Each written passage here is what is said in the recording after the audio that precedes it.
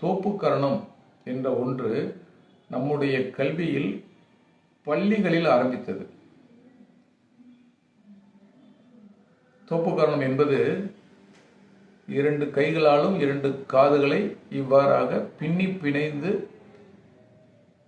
வலது காதை இடது கையிலும் இடது காதை வலது கையிலும் பிடித்து கொண்டு உட்கார்ந்து எந்திரிப்பது.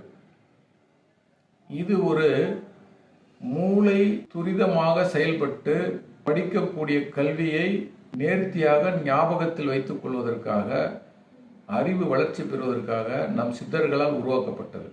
சித்தர்களுடைய சின்னம் தான் விநாயகர். இந்த விநாயகர் கோயிலில் தான் இது போய் தோப்புக்கரணம் போகிற வழக்கம் உண்டு. அது என்னன்னு பார்த்தீங்கன்னா, இந்த பாம்பு 2 பாம்பு இப்படி பின்னி பின்னி போகும். இந்த மாதிரி இப்போ ஒரு படம் பார்த்துருக்கலாம். இது 2 கால் கட்டவர்கள்லேருந்து அப்படியே மேலே வந்து இடுப்புக்கு மேலே இப்படி பின்னிடும். இப்படி திரும்பி இப்படி போய் இப்படி வந்து முதுகுனுடைய பின்பக்கம் முடிவதாக சொல்லியிருப்பாங்க. ஆனால் தலையினுடைய மேற்பகுதி வரையிலும் அந்த நரம்புகள் சென்று மூளையுடன் தொடர்பு கொள்கிறது. இப்போ இந்த காதை பிடிச்சி இப்படி உட்காந்து எந்திரிக்கும் போது 2 காலுடைய கட்டை விரல் தரையில் நன்றாக பதியும்படியாக எழுந்திருக்க வேண்டும். அப்பொழுதுதான் இந்த நரம்புகள் ஊக்கம் பெற்று செயல்பட தொடங்கி பீனியல் கிளாண்ட் வரை சென்று அதை ஆக்டிவேட் செய்யும். அப்பொழுது அதில் ஏற்படக்கூடிய வைப்ரேஷனில் இந்த பிரபஞ்ச சக்தியை படிக்கும்போது என்ன சொல்லிக் கொடுக்குறாங்களோ அதை முழுமையாக உள்வாங்கி மூளையில் பதிய வைத்து எப்பொழுது தேவையோ அப்பொழுது அந்த மாணவர்களுக்கு எடுத்து கொடுத்து தேர்வுகளில் வெற்றி பெற வைப்பது, இக்கட்டான சூழ்நிலைகளை தான் கற்ற வித்தைகள் எல்லாம் ஞாபகத்திற்கு கொண்டு வருவது, நினைவாற்றலை அதிகப்படுத்துவது, இது போன்ற செயல்களை செய்யும். இதை சித்தர்கள், யோகிகள், ஞானிகள் ஆழ்நிலை தியானத்தில்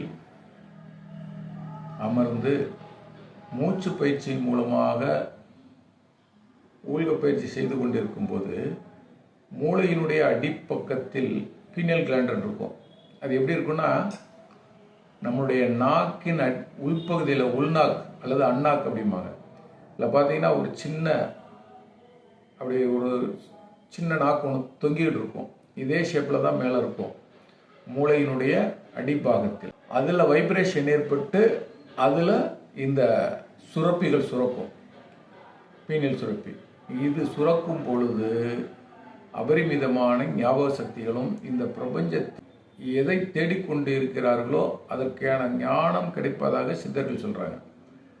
இந்த சுரப்பியை தான் அமிழ்தமாக நம் சித்தர்கள் சொன்னார்கள்.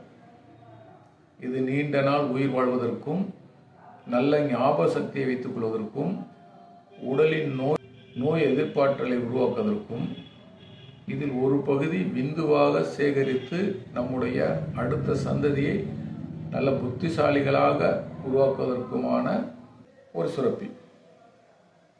அப்போ இந்த தோப்புக்கரணம் போடும்போது ஆழ்நிலை தியானத்திற்கு செல்ல இயலாதவர்கள் குறிப்பிட்ட இந்த தோப்புக்கரணம் போடும்போது இந்த நரம்புகள் செயல்பட்டு அந்த சுரப்பு நிலையை அடைந்து தான் படிக்கக்கூடிய விஷயத்தில் எந்த ஆசிரியர் எதை சொல்லிக் கொடுத்தாலும் அப்படியே உள்வாங்குவதும் அதிலிருந்து சில ஞானம் பிறப்பதும் இதனுடைய அடிப்படை தத்துவம். இதெல்லாம் நம்ம ஸ்கூலில் நாங்கள் படிக்கும்போது எங்கள் வாத்தியார் சொல்லிக் கொடுத்தாங்க.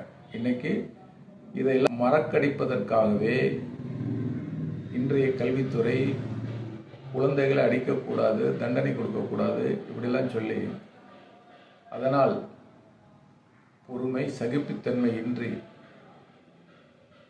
பெற்றோருக்கு கீழ்ப்படியாமல் வருங்காலங்களில் நிறைய சங்கடங்களை சந்திக்க வேண்டியிருக்கிறது. குடும்பத்தில் ஒற்றுமை இல்லை, கணவன் மனைவி ஒற்றுமை இல்லை, வயதாகும் போது பெற்றோரை முதியோர் இல்லங்களில் சேர்ப்பது, இப்படியான விஷயங்களை சொல்கிறது. இதெல்லாம் தவிர்ப்பதற்கு இந்த தோப்புக்கரணத்தை நம் குழந்தைகளுக்கு கற்றுத்தருவோம். நாமும் எதை படித்தாலும் அதற்கு முன்னதாக இந்த தோப்புக்கரணம் போடுவது சிறப்பு. இது கோவில்களில் மட்டும் இன்னும் சிலர் கடைபிடிக்கிறார்கள். அது முழுமையாக செய்வதில்லை. முழுமையாக கீழே அமர்ந்து எந்திரிக்க வேண்டும். அதாவது 2 காலில் கீழே உட்கார்ந்து எந்திரிக்கும் போது இந்த கால் கட்டை விரல் தரையில் பதியும் போது இந்த கால் எந்திரிக்கும் போது இப்படி இழுப்போம். இப்படி இழுக்கும்போது இந்த நரம்புகள் பின்னடைந்து தூண்டப்பட்டு அமிழ்தயம் என்னும் பீனியல் சுரப்பி சுரக்கும். இது மூளை வளர்ச்சியையும் ஞாபக சக்தியையும் ஞானத்தை உள்வாங்குவதும் புதிய ஞானங்கள் பிறப்பதற்கும் உறுதுணையாக இருக்கின்றது.